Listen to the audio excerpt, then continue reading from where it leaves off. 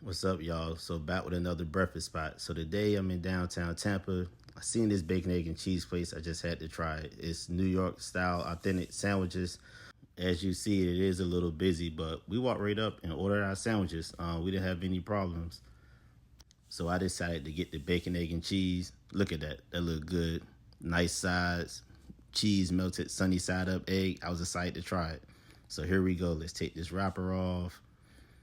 Let me open this up for y'all so y'all can see it. A whole bunch of bacon, bit into it. Sandwich was good. The bread was smooth. Bacon was cooked. It definitely has my approval. I'll probably get it like a 9.5 out of 10.